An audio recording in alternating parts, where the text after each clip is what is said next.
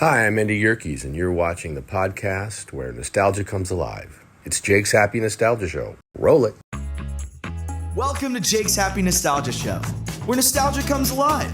Join Jake and his friends on a journey through pop culture of the past, where they interview professionals in the worlds of acting, directing, writing, puppeteering, and so much more.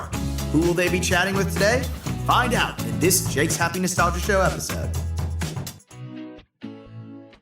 Hello, everyone. Welcome to this episode of Jake's Happy Nostalgia Show, the podcast where nostalgia comes alive. Happy you're with us. Thank you for joining. Of course, as always, I'm your host, Jake Deffenbaugh. Today, of course, our co-host, Chris Bixby. How's it going, my friend? Doing good. Hello, everyone. How are you, Jake? I'm doing great as always, Chris. Thank you for asking. Yes, we had a wonderful interview for you folks. Someone who created a very well-known children's show, but I'll let Jake explain who it is. Go ahead, Jake. Yes, yes, exactly. Thank you very much, Chris. Of course, today, today it's a beautiful world. You see what I get there? To those who know what I mean, because it's a perfect way for me to introduce this wonderful guest that we have in this episode, creator, associate producer, and fine artist, the wonderful Don Moody. Of course, we got to talk about, from his start out, being as a fine artist, what kind of like from his passion of art kind of came about. Of course, from his own company, Moody Communications, uh, being an associate producer with ABC as a for television production. From his career on that, and from that point, of course, most of you may know him from his career side of things, as you probably might know from my background. Of course, he got to create a PBS Kids series, WordWorld. We got to talk about what was his inspiration from that he wanted to create such a wonderful show from kind of from his original idea came about the concept of characters and objects like what we meant by words to come parts into one from his way from that he got involved from concept to a series kind of transition his favorite episode the storylines that he's most proud of and his thoughts about where world had been became lasting impact for many years and of course recently he got to create Mia and Codie uh so what it was like for him getting to create that as a coding standpoint series. But yeah, it's a lot of fun chatting with Don, so it's gonna be a lot of fun. I'm sure you all will definitely will love uh this chat as much as we did. So I don't waste any more time. Enjoy our beautiful chat with Don Moody. See you then. Hello, everyone. Welcome to Jake's Happy Nostalgia Show, the podcast where nostalgia comes alive. Today, we have with us is the wonderful Don Moody. Welcome, Don. Happy to have you here. Thank you. Happy to be here. Yes, Yes. exactly. Delighted from ours. Yes, delighted to have you here indeed. So, to start this off, of course, we know who you are, but for those who don't, could you tell our audience a little bit about yourself and what you do? Sure. My name's Don Moody. I create educational children's television shows. The one that I'm most famous for is WordWorld. I believe that's where we're having the interview now. Yeah. And I have a new one on PBS member stations right now called Mia and Codie. WordWorld teaches children how to read in an extremely fun and hilarious way.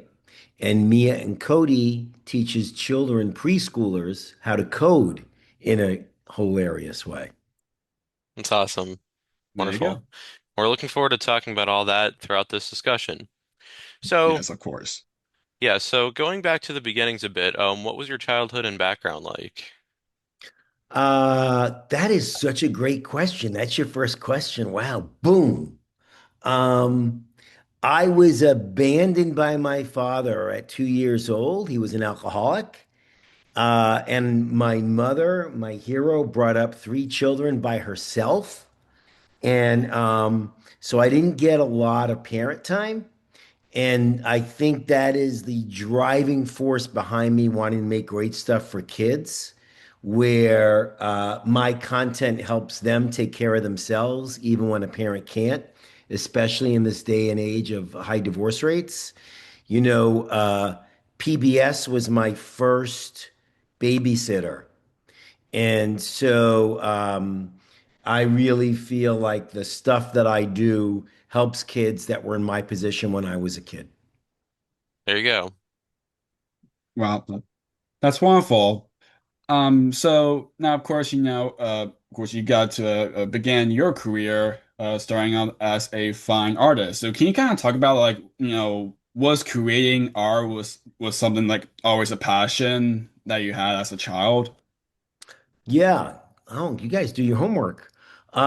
So definitely, my mom tells me I was drawing Gumby at 2 years old. Gumby, for Okay. those of you who don't know, is that play. Yeah, you know it. Yeah, it got Yeah, brought the back really to life. stretchy, like, yeah.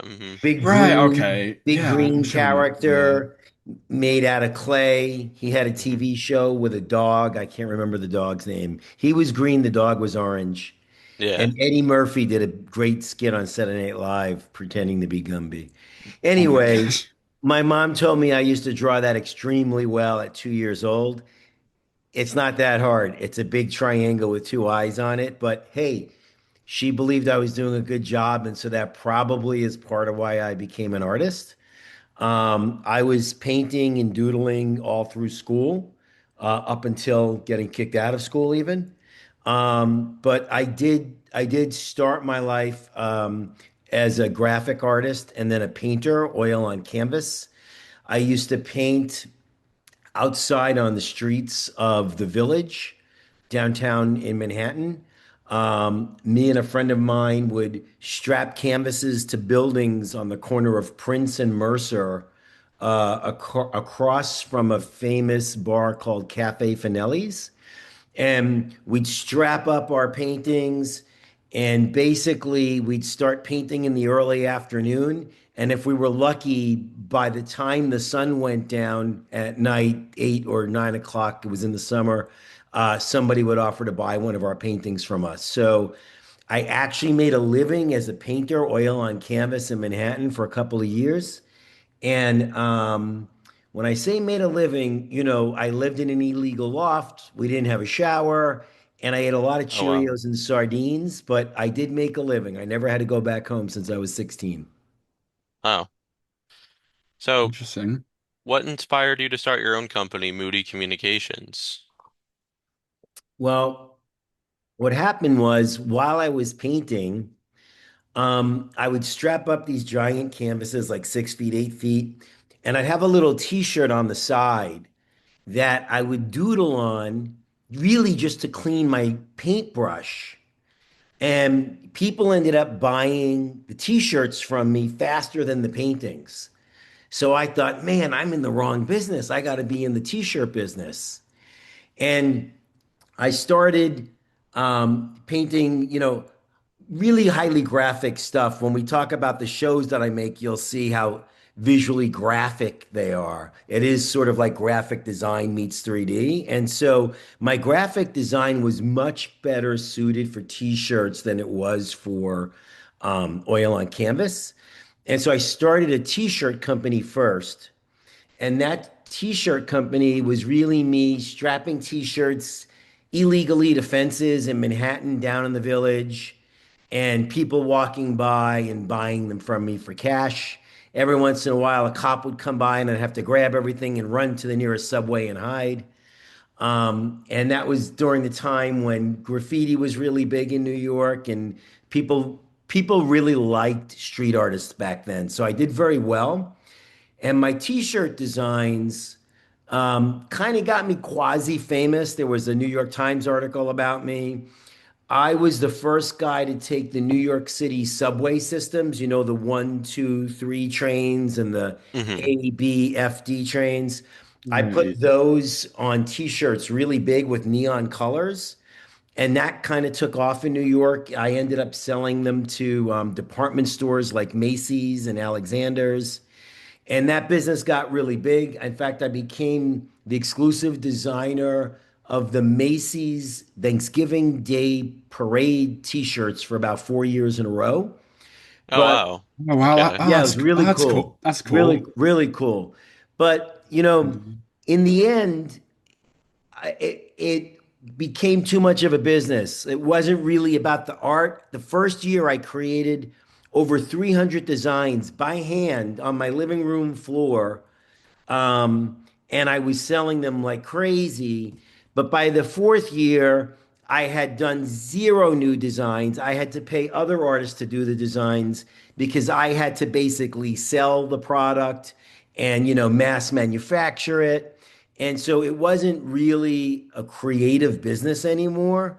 So I got out of that business and I got into Moody Communications, which was an advertising business. And the reason I did that was because I realized in the t-shirt business that computers were starting to be used in artwork in a big way. And if you don't know, to make a t-shirt, you have to silk screen onto the shirt. And before computers, you used to have to cut something called Rubylith. It was like a film. You would cut it with an X-Acto blade by hand and peel it away. And then Right. you would put that on a silk screen and burn that image in and then squeeze the ink onto the t-shirt. Oh, So, okay. as you can imagine, with a process like that, completely unautomated, highly manual, to change anything was a real pain. You couldn't change the color, you couldn't change the shape. And so you had to really think about your art ahead of time. And in fact, Hmm. you have to think about it in reverse because when you cut the ruby lith out and pull that off, the part you pull off isn't where the color goes in, it's where the color doesn't go in. And so it's a big process and very laborious. And then when computers came along and you could put up a design and just go hit a button, green, blue, red, purple, rainbow. Like I was like, holy cow, this is great. I want to be in a more creative business. And so I met a friend named Mark Kleinfeld, and we started an advertising company together. And how we did that was he had a computer, and with his computer, if you remember, you probably don't remember, but in the beginning, computers were really good at like typesetting. That was one of their big things before they could really do art. And so his business was selling uh, business cards, stationery, and letterhead to big famous companies.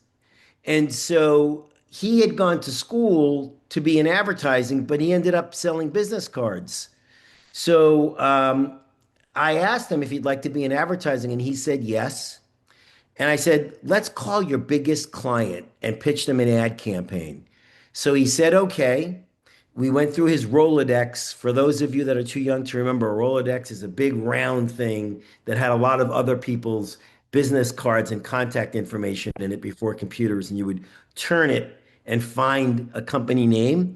And he found this company called, oh, what was their name?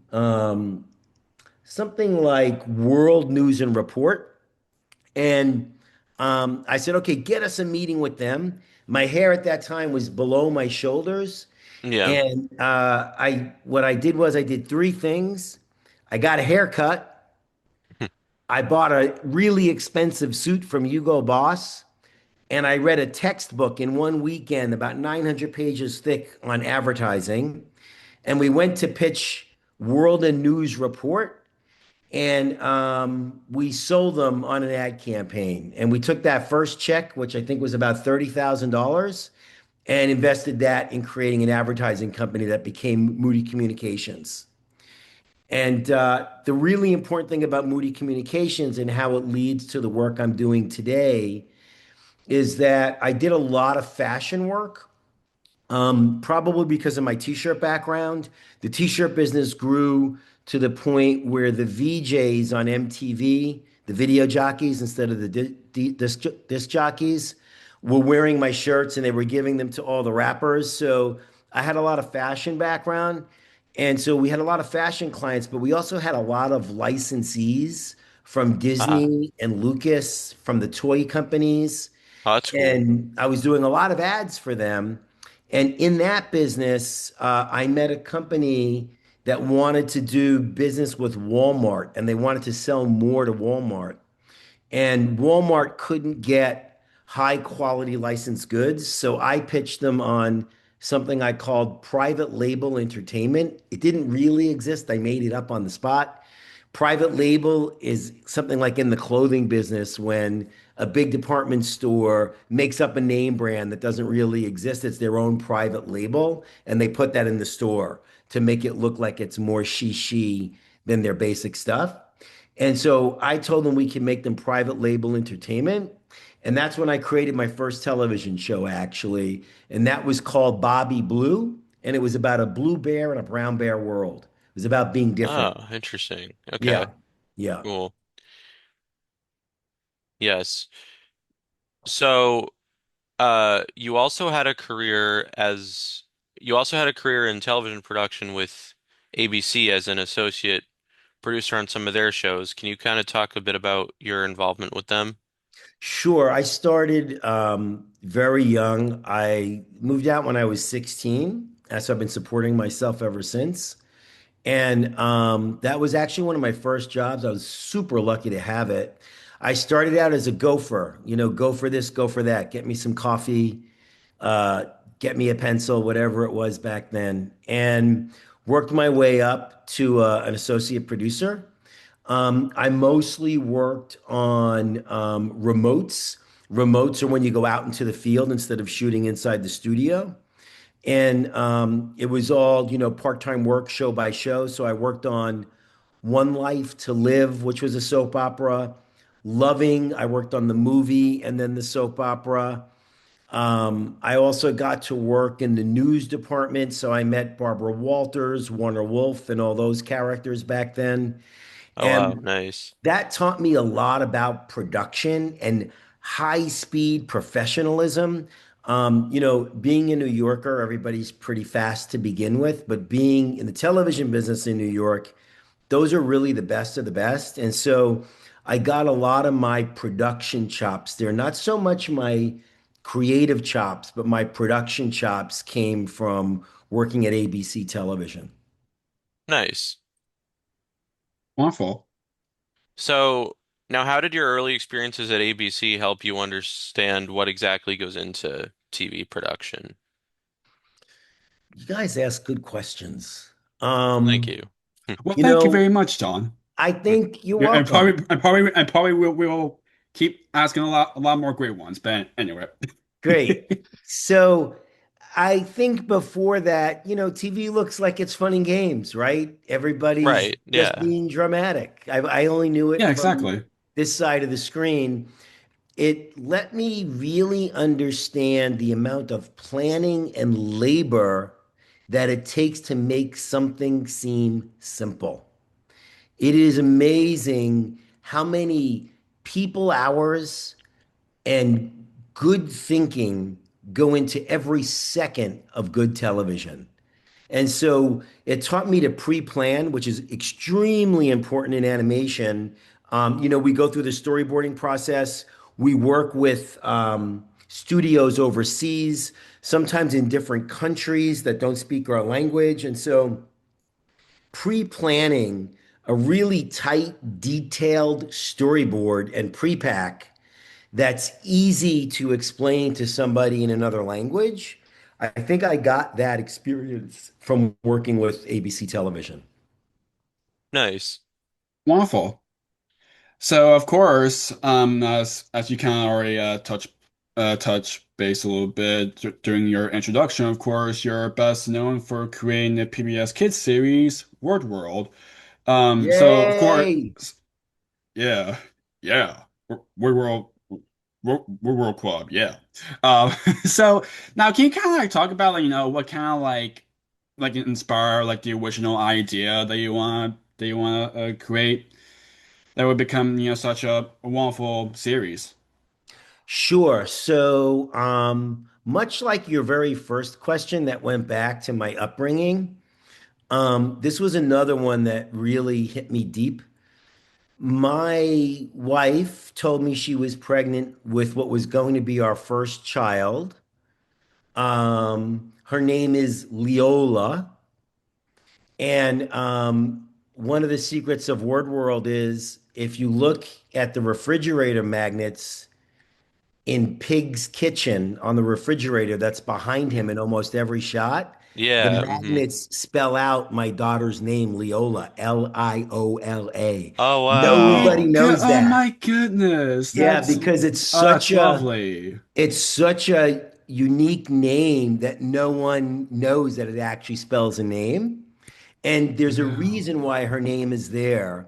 So my wife told me that's she was great. pregnant, and I probably did what every healthy American male does. I got scared. And I got excited. And the scared part was, as I told you earlier, I didn't have any parenting growing up. So I really didn't Right. know what it meant to be a parent. And at that point in my life, I had come around to journaling every single day. I journal for half an hour to an hour every morning to this day still. And I thought, this is great. I'm going to use all my journaling time to figure out what it means to be a great parent. And so the good news is when you're having a baby, there's a deadline. It's 9 months. So it was a 9 month project. And I wrote and wrote and wrote and wrote like crazy. And at the end of the 9 months, I had nothing, absolutely nothing. And so I was living in France at that time in the Loire Valley because my wife is French. And she's now my ex-wife, but at that time she was my wife. And so we lived in the Loire Valley because she wanted her firstborn daughter to be born in France. And I'm sitting there and I realize I still don't know anything about parenting. And so I burned all the journals and my daughter was born. It was to this day the best day of my life, hands down. And I started thinking about when we come back to America, what am I going to do for a living?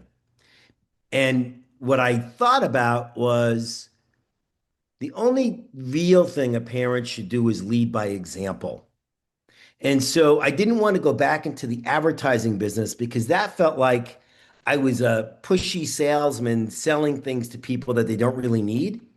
So I was like, how could I take all of these weird skills I have and turn them into something that would help children? Because when I sit down at the breakfast table with my daughter, I want to do two things. I want her to be able to understand what I do and know that I do what I do because I love people and I want to help. And so I did a lot of research. One thing that you learn in the advertising business that helps television shows is you do a lot of research. You get a client, and in 10 days, you have to know everything about their business, their competitors, and the industry. So it's a lot of rapid research. So I did a lot of research in America for children specifically. And what was the difference? What holds children back versus the children that succeed? And believe it or not, the United States of America has known that there's an answer to that for decades. The answer is the children that succeed in life hear a million more words before they get to school than the children who don't succeed. A million more words. And I thought, Yeah. a million more words. What if I could create a world of words and give that to children in America? Would that be a good idea? And that was the kernel of WordWorld. Nice. That's wonderful. That's awesome. Um, so now how did you come up with the concept of characters and objects like being made out of the letters that spell them? Um, Through trial and error, mostly error. Um, I Yeah. looked up, apparently, a lot of people to this day in America learn English from closed captions that run under the screen. Mm-hmm. Right. Right. They come Uh-huh. to Yeah. this country as a second language. Yeah. And Hmm. so I was like, letters on the screen. That sounds good. Let me look into that, which I did. Um, and then I was like, that only seems to work about 5% of the time. So let me look into the research that other people have done. And there was this great Peter Rabbit research that was done where they would take the Peter Rabbit story and they would have the picture of Peter Rabbit on one side of the screen and the words would come up on the other side of the screen. So it's not along the bottom anymore. It's like big words right next to the rabbit. But the kids kept looking at the rabbit, right? Because they were able to track the kids' eyes. So then some genius came up with an idea of let's create a bouncing ball. And so they put up more words on the screen and let the bouncing ball bounce from word to word.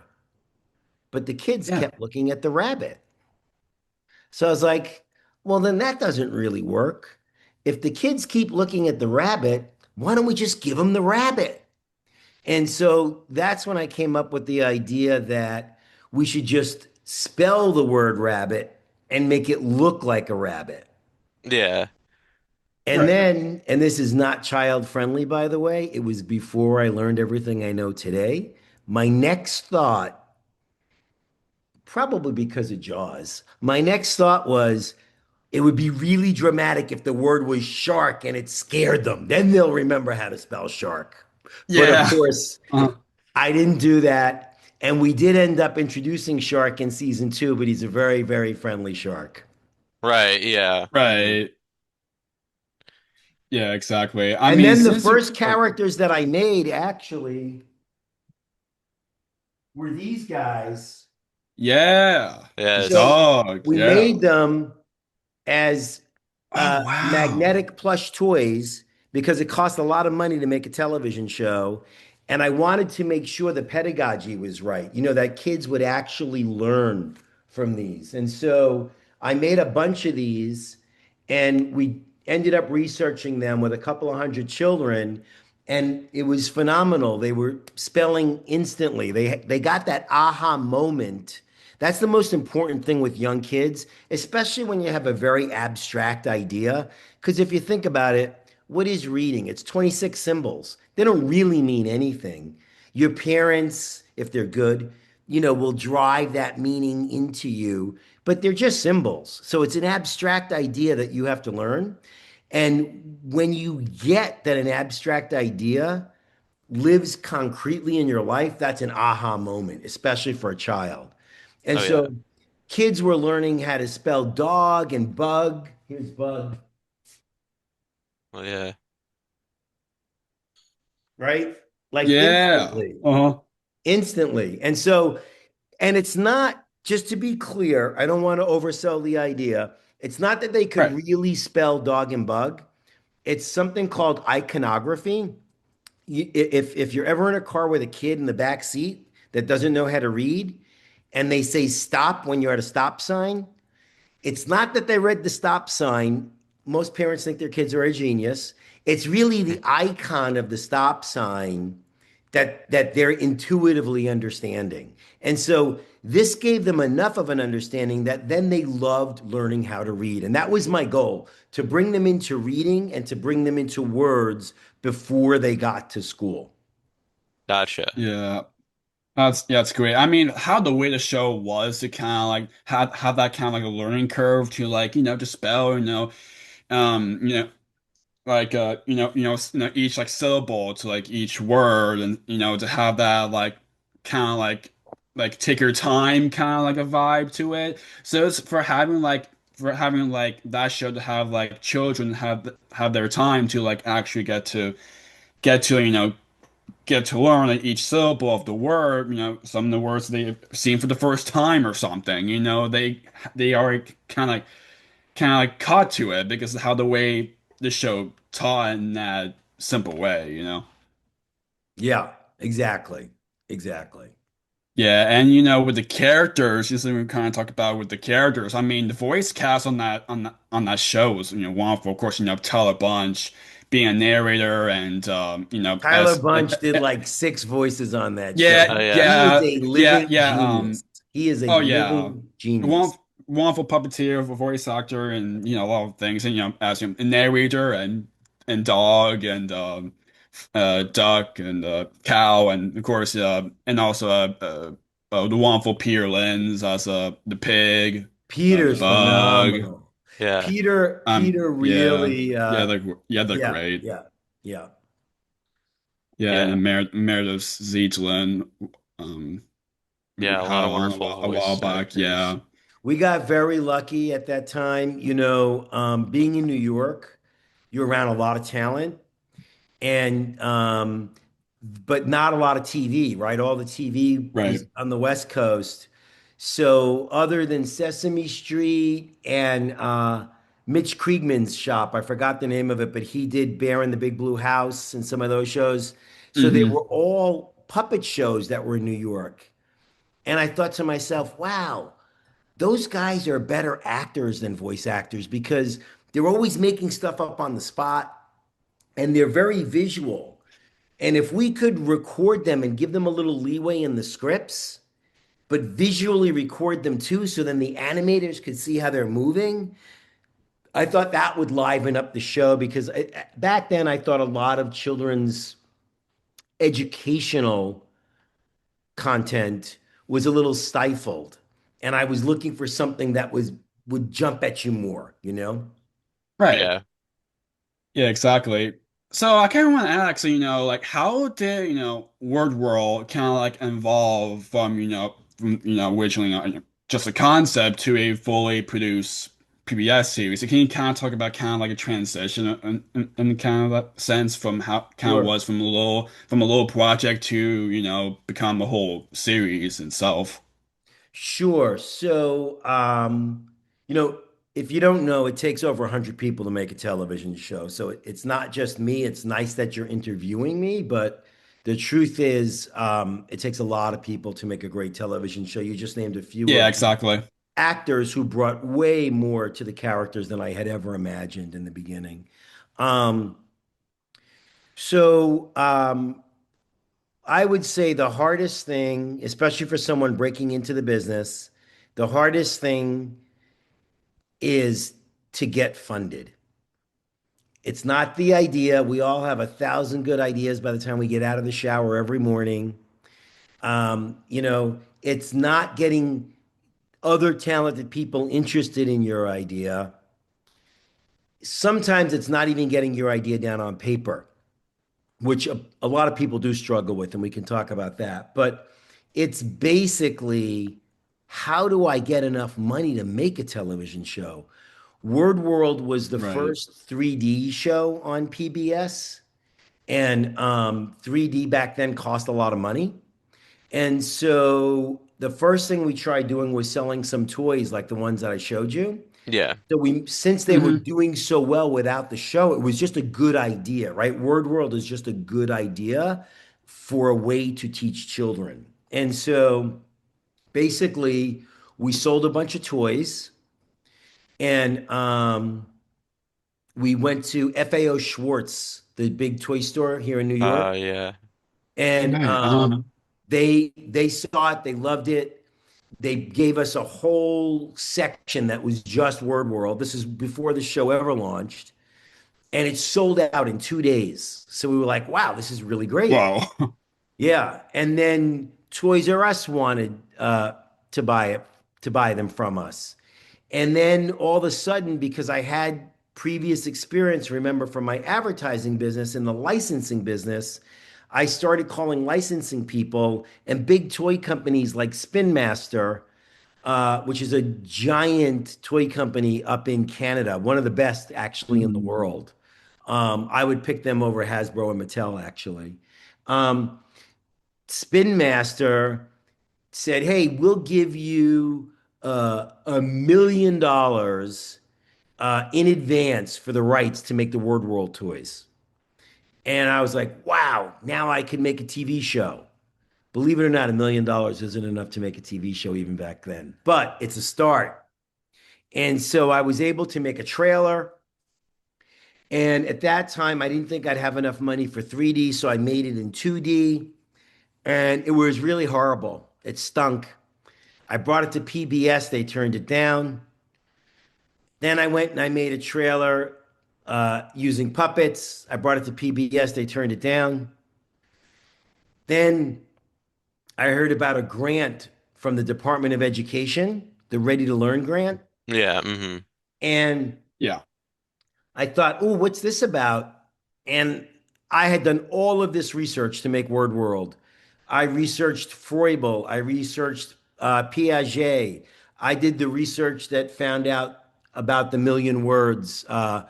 There was a book written by Hart and Riceley. They did a longitudinal study in the United States that was funded by the Department of Education. And so I thought I can make a case to the Department of Education why this would be a powerful show. And so I went after the grant. I went up against PBS, Sesame Street, Scholastic, all the brilliant names you would think of that would win that grant. And we were like the little engine that could. And we won that grant. And winning that grant gave me the money to make the show the way I really envisioned it in 3D. And by the time we won that grant and we were already making the show, then PBS said, okay, we'll take the show. There you go. Yeah. And the rest is history. Yes, it is. Yes, it is. Exactly. So, We went on to win 3 Emmys, which was great. that's Yeah. Aired awesome. in Yeah. over 100 countries That's around the great. world. Yeah. And it's Uh-huh. even airing right now in China on Tencent, where it has over 2 billion views Wow. because the Wow. people in Oh, China that's want to learn great. how to speak English. That's wonderful. Yeah. Yeah. That's awesome. So, Happy for that. oh yeah, for sure. So, across the episodes that were made, was there an episode that you were like most personally proud of? I would say there's probably two. One is there's ant in every giant, Hmm. or is it a giant in every ant? God, it's so long ago I forgot. But in that episode, ant becomes a giant, right? And Oh because you yeah, I just think I add a remember that. Yeah. GI in Yeah, front I of an think so. ANT, and he's the smallest guy in WordWorld, and he's frustrated that he's so small. And they make him a giant, and he can win at basketball. He can do everything when he's a giant. But you know what? He's uncomfortable being a giant. He's uncomfortable being something that he isn't. And in the end, all he really wants to be is ant. And so I like that Hmm. story for a couple of reasons. It's written by Jackie Moody. Jackie Moody's my cousin. She was Okay. the head writer on WordWorld along with Andy Yerkes. Oh yeah. Oh, Andy. Andy, yeah, He's he's been he's wonderful. been on our show before. He's Yeah, wonderful. yeah. And Jackie wrote Ant and Every Giant. And the reason I really love it is this. People in the children's educational space have a saying that I love. I think it started at Sesame Street, which is um, put the education on the plot line, right? That means tie Right. the education into where the story is going. And that's very powerful. I've taken that up a notch and I say, put the education on the punchline because kids always remember the joke. And so, Ant and Every Giant, the joke per se was that you would take GI and put it in front of Ant and he would grow and he didn't like himself. And you take it away to come back to what he normally was. And he loved himself again. And everybody around him loved him. But also it was true word building, right? The power of word world, what we're teaching in word world is word building. And Yeah. every child must go through that in order to learn how to read and write. And so Yeah. that story, more than any other, really followed the rules of word world's word building ethos. And so that's why I love that story. I would say the other one that I loved, I think it might have been the first one that aired. And I don't love it because of that. I love it because of the research I did. It's Is it one away? Oh, Runaway have O. you Yeah, have you how broken did it you Yeah. down? know Okay. that? Yeah, that's a good one too. Yeah. Yeah, yeah. I'm looking at the Wikipedia, so just so we can talk about a little nice. bit of Yeah. So episodes. Runaway O, here's why it's A my little bit. favorite show ever. Yeah. When you win money from the Department of Education, you have to put your work through a lot of research, and it's independent third party research. So you have to have some really thick skin because no matter how much you pre think something, when you put it into the real world, it gets used differently, right? Think of a Hmm. jump rope, it's made for jumping, but what do kids do? They tie it to a cart and use it to haul things. There's all these unintended things that come out of your creative ideas. And so the reason I really love this one is the first time I ever went to research on my show with children in the real world, I think it was up in the Bronx in a Title I school where they had real trouble keeping these kids even in their seats. And I got to hide in the background of the classroom and watch the researchers show them WordWorld, and it was Yeah. Runaway O. Not only did the loudest class I ever walked into in my life, it was like a cacophony of screaming, get completely quiet for 11 minutes straight.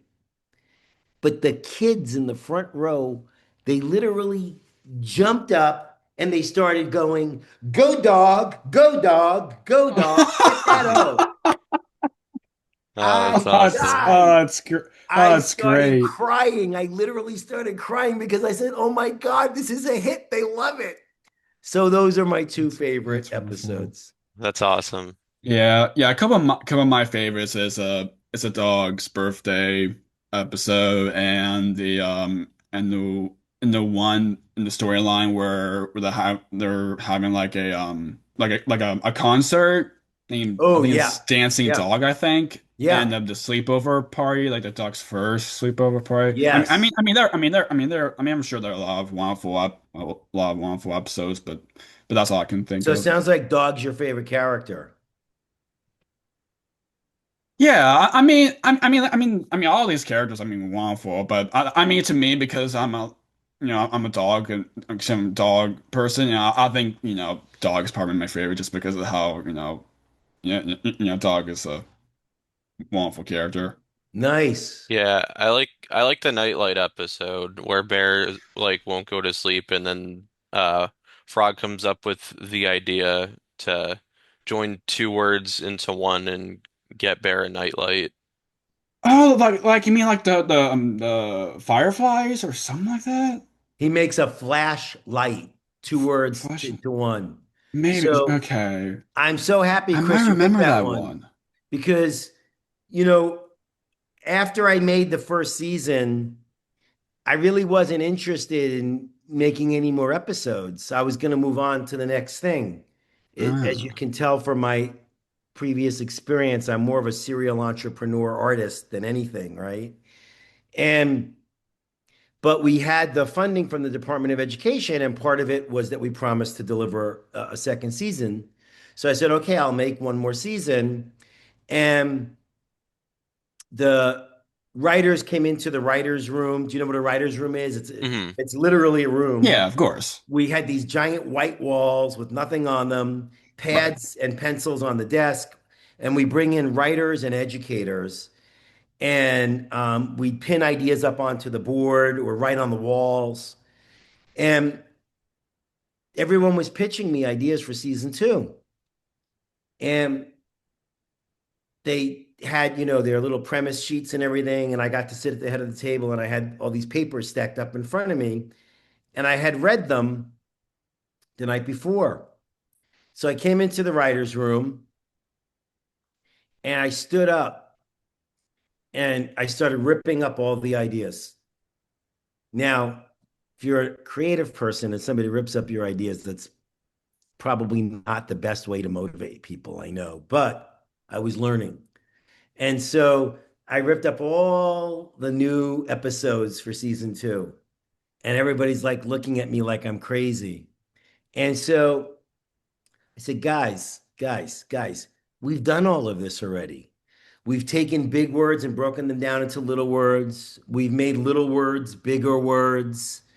We've sounded out most of the alphabet. I'll take some more sounding out of letters to make sure we've covered them all. But if we don't do something new, then what are we doing here? We're wasting our time. These kids need more than just repetition, right? Repetition is great and repetition is reinforcement, Right. but they could keep watching season one for that. I said, I Yeah. want to do something more. I want to teach more. This word building idea is Right. bigger than this. I said, let's get some compound words like flashlight and spaceship. And all of a Yeah. sudden, the room started going off like crazy. And the flashlight one was one of my favorites also. And I'll tell you why. When I was a parent, I told you I was a first time parent with no experience. I know most first time parents have no experience, but I didn't have any experience with parents growing up either. So I was sort of doubly empowered there. And I would show up to kids' second year birthday parties with a flashlight as a present. And all the other parents would look at me like I was a cheapskate because they were buying these leapfrog products and these giant toys. And I would just sit back and wait, and the kids would open up their gifts, and the kid would get the flashlight, and nobody ever gave them a flashlight before. Within minutes, all the kids are in a closet, turning the flashlight on and off, screaming their heads off because it gives them power. What does a 2-year-old not have? Power. Flashlight gives them real power. And so I've always known that was a good kids present. And so when we came up with the flashlight episode, I was very excited about that. Oh, that's awesome. That's lovely. That's wonderful. Um, so of course, I know you kind of touched base a tiny bit, a little bit of that answer already, but of course, WordWorld has had a lasting impact on children's literacy, and of course, we ran on PBS Kids for many years, kind of like what you just mentioned, from they're still airing, in China, and still, 2 billion views, which is like it's so awesome. How does it feel to see that legacy, continue? That like World still, has such still that had that much importance like it was, when it first came out. Um, you know, I don't dwell on that so much. I'm always on a new idea moving forward. But I will Right. tell you this. My new idea is called Mia and Codie. I don't know if you've seen it. If you haven't, Mm-hmm. I can show it to you. But Yeah. it owes a lot to WordWorld, so it makes me think about WordWorld almost every day. But the really, really big part is um, in Mia and Codie, the new show, we have something called Codie blocks that literally puts blocks in kids' hands and lets them physically code. I can show it to you. But I decided to take those blocks to teachers this time instead of into like a retail store like FAO Schwartz. I wanted to take it straight to teachers because when I was doing the research, I did the same research with Mia and Codie that I did with WordWorld. And when I was doing the research, and it was so powerful that it was teaching kids to code, on the way out, I would always get a tap on the shoulder, and it was always a teacher because where do you do research, in classrooms?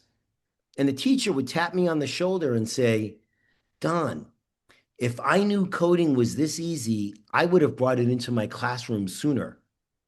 And I was like, wow, I just stumbled on what might be the biggest friction point in why kids aren't learning how to code sooner. And so I decided to make it really easy for teachers to use this in classrooms. And in order to meet the teachers and understand what they needed, I went to a trade show. Teachers have trade shows. I went to this trade show in Orlando with thousands and thousands of teachers. And when they met me, they hugged me. And you know why they hugged me? Because they use WordWorld in the classrooms.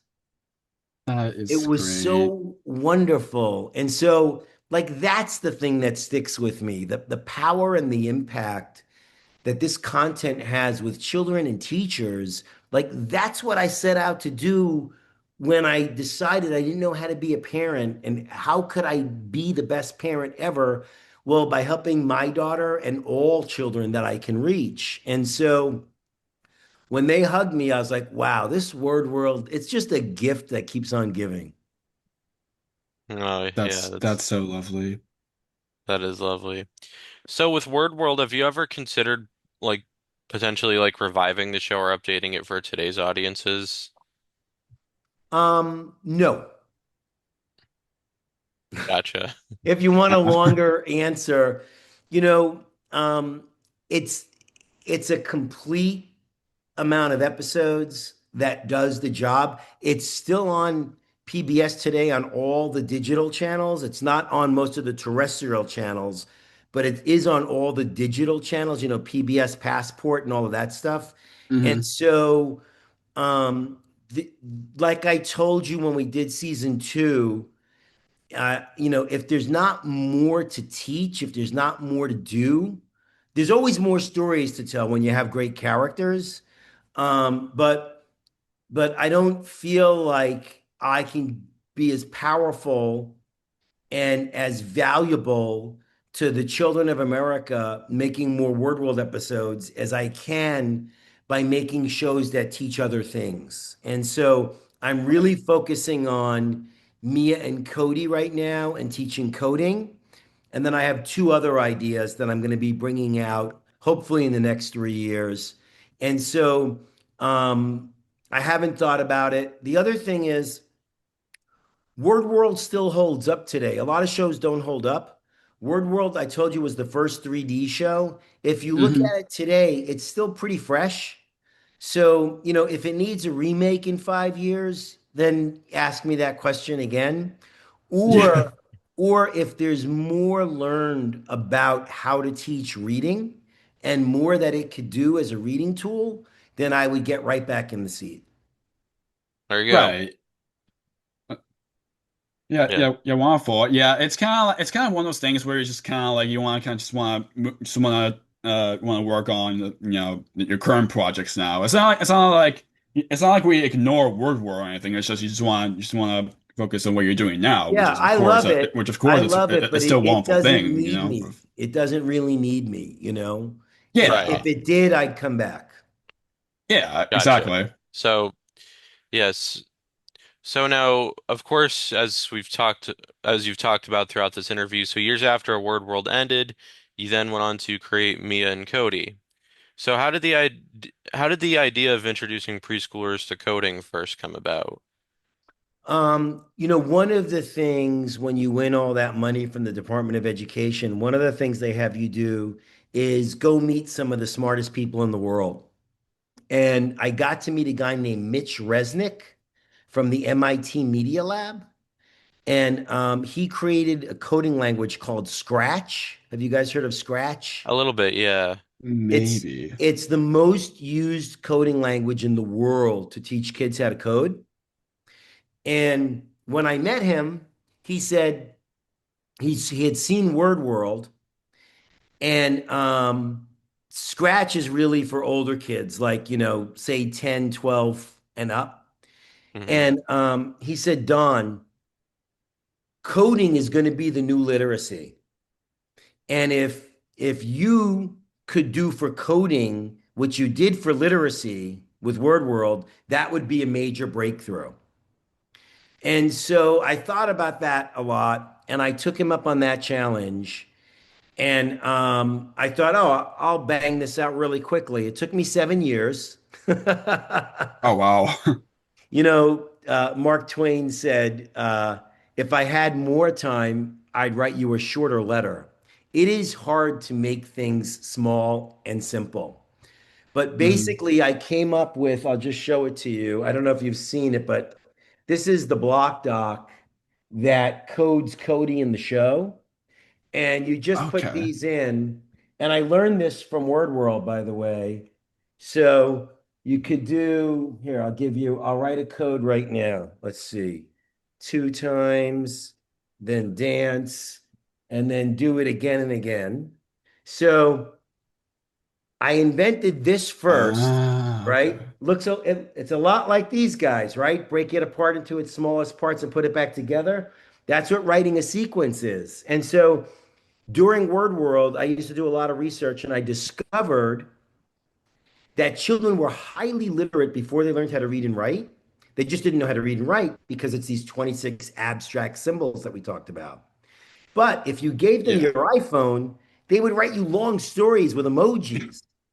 So I was right. I was like, wow, Yeah. why didn't I just give that to them? Right. And so Yeah. when they put these in and hit this button, this is invisibly, Bluetooth to an app that has Cody on it. Cody's this character back here.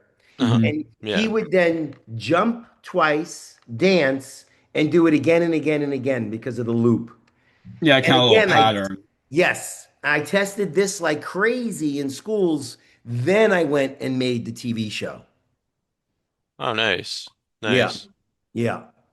Awesome. So of course, with Mia and Cody, so can you kind of talk about like how did you kind of like I know you kind of like in a way touch base on that in a way, but kind of like more into that. Can you kind of like talk about like how did you kind of like translate, complex ideas into stories that preschoolers can understand? That is a mystery to me. Uh, you know, I reach into the Iliaster. Do you know that word, Iliaster? I It's an think. old English word. It may have fallen out of use. The Iliaster is the nothingness from whence something comes. The nothingness from whence something comes. And it's a lot like painting. Almost all of my paintings in life, I didn't know what I was going to paint when I first started painting. But by the time I was finished, there was a painting there. And so I start with the child's perspective. One of the great things about being abandoned as a child and never being parented is you get to stay a child your whole life. And so uh, I have a child's point of view on a lot of things. And so I feel like that child's point of view, being willing to start something and not knowing where it's going to go, being willing to be wrong, being willing to take critiques from everybody, even people you don't ask them of, and using all of that as sandpaper to make your idea better every time you step forward. It's kind of like if you could imagine walking across a bridge that doesn't exist yet, but every time you take a step, it gets built right under your foot. And somehow you get across this great chasm of this is so complicated, computational thinking skills, sequences, and all this stuff. But if I break it down and just do the next right thing and build little things in front of me one at a time, much like word building, much like building a sequence, boom, the ideas come to me. And then through testing, I originally had the idea that I would just give the kids a bunch of blocks without a doc. And it was too hard because they don't know their left from their right even at that age. Right. It's just there's so many on there. Yes, I feel it's too like, much and they can't yeah. remember them all, right? And so Uh-huh. this doc was a great breakthrough that I didn't think of till after I made the mistake of giving them all the blocks. So Yeah. it comes slowly, and it comes by the grace of God, really. There you Yeah, go. and a great practice for them to kind of like start learning, what patterns, can, help for certain things. Yeah. So, as we ask our last few questions here, so looking back, what has your creative journey taught you about how kids learn and grow? Um, God, you ask all the really good questions. I Again, would thank you. say, I would say the thing that I've learned is that with all this tech and ed tech and AI, and the question that most people ask me is, what are kids going to need in 5 years from now? What are kids going to need in 10 years from now? And, Hmm. how is it going to change? So my answer is this: it's not going to change. Kids need the same thing today that they needed before I was born, and they're going to need the same thing in 50 years from now. They need to feel loved. They need great characters and story. They need comedy. And so, what I've learned is keep it simple, which is easier said than done, and stick to the basics. You don't need 3D even. Get a kid to laugh and they will follow you anywhere. If you can entertain a child, you can educate a child. Oh, yes. Yeah, that's a wonderful answer indeed. So thank you for that, of course. So yeah, so before we ask the last question, can you, share any projects that you're currently working on?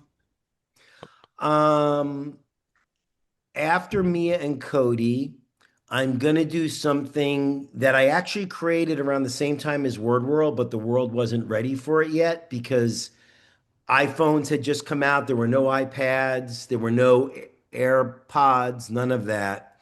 And I was really thinking of a very immersive experience. You can tell that all of my shows are very immersive. They have products in the real world and apps.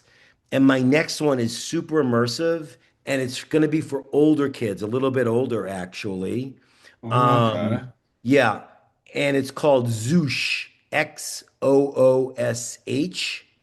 and it's really a learning platform that can teach anything, but it is going to start with coding and AI and computational thinking, but it can teach literacy, it can teach history. It's a really big project. Nice. Nice. Looking Nice. forward to whenever that comes out. Yes, Um, likewise of what Thank Chris you. just said. Yeah, no problem. I look for more down the road with that project as well. So of course, Chris, take us home with the last question we usually ask every single guest towards the end. Thanks, Jake. So this podcast is called Jake's Happy Nostalgia Show. When you think of nostalgia, what do you think of, or how would you define nostalgia? Like, what does nostalgia mean to you, Don? Wow. How come you didn't send me that question in advance? Um, so here's my take on nostalgia. It happens every single day. It's not in the past. I have this idea. You know the word deja vu? Yeah. Yeah. So people think, oh, deja vu. That's something that I've done before or seen before. But haven't you met a friend, maybe the two of you, where when you first meet, you have this warm feeling, right? And you feel like you're going to be friends. I believe Hmm. that's because in this universe, you guys already knew you were going to be friends in the future. And deja vu isn't, have I known this in the past? It's, this is so familiar to me, it's probably going to happen a lot in my future. And so nostalgia is the same thing for me, where I don't like to live in linear time. And so I see things every single day that remind me of yesterday and tomorrow at the same time. So there's no real nostalgia for me like I don't know, a peanut butter and jelly sandwich in a Superman box that I used to lug to school because I found this and I lug my Oh, peanut butter and wow. jelly sandwich to the office. So there's no going back, there's only going forward, but bring everything with you because it was a lot of fun. Wow. Yeah, yeah, of course. Yes. Yeah, thank you so Yes. much. Clear to end on. Yes. Thank So you guys. I really appreciate it. You do a wonderful job, and I love that you did your homework. It's very impressive. thank you so much. Thank you And very much, Don. well, Don, thank you so much. This was a lot of fun. Great getting to speak with you. Yes, Nice great to talking to meet you you too, guys. Have a Don. great day. Yes, You keep in too. Thank touch. you. Bye bye. Yeah, of course. Bye. Thanks again for the fun. Bye, Don. Take care. It's goodbye from us as well. We absolutely enjoyed our time speaking with the wonderful Don Moody. Links to where you can reach out to Don will be included in the description down below for anyone who wants to check out his work or just say hello to him. Keep on the lookout Exactly. for more wonderful interviews coming your way. And as always, what do you say, Jake? Yes, exactly. Keep nostalgia alive. Take care, everyone. See you next time. Take care. Bye. Bye. Thank you for tuning in to another wonderful Jake's Happy Nostalgia Show episode. Be sure to follow Jake and the Happy Nostalgia team on social media, check out our website, and stream the show wherever you find your favorite podcasts. And as always, remember to keep nostalgia alive. Bye-bye.